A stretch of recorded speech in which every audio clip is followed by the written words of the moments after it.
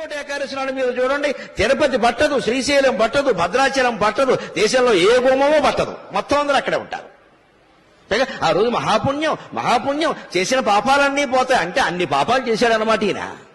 అసలు ముందు వీడు పాపాత్ముడి కింద గమనించాలి. ముక్కోటి ఏకాదశి నాడు పని కట్టుకుని గుళ్ళో గెడుతున్నాడంటే ఇంత పాపాత్ముడు ఇంకొకడు లేడు. పాపం చేయని వాడు వెళ్లాల్సిన పనిలా, వాడు ఇంటో వాడు ఉంటాడు ఖచ్చితంగా. నేను ఏ పుణ్యక్షేత్రానికి, ఏ పుణ్యక్షేత్రానికి, ఏ పుణ్యతీర్థానికి, ఏ పుణ్యతిథి నాడు నేను వెళ్ళాను. ఎందుకంటే నేను ఏ పాపము చేయలేదు, పోవలసినవి ఏం లేవు. నాకు అవసరం లేదు వెళ్ళవలసిందే. ఈ పిచ్చి వదులుకోండి దయచేసి. ఎందుకంటే ప్రమాదాలు అక్కడే జరుగుతున్నాయి. ఒకే క్షేత్రం, ఒకే రోజు, ఒకే సమయం. గోదావరి పుష్కరాల్లో 30 మంది ఎందుకు చచ్చిపోయారో అందరికీ తెలుసు. అదే రోజు, అదే ముహూర్తం. అంటే అవి అలాగే జరుగుతాయి. ఏమిటా పిచ్చి, ఏమిటా వెర్రి? ముక్కోటి ఏకాదశి నాడు పెడతారా? మర్నాడు వెళ్ళండమ్మా, 3 రోజులు అయ్యాక వెళ్ళండమ్మా. విష్ణుమూర్తి ఏమైనా కోప్పడతాడా? ఉత్తర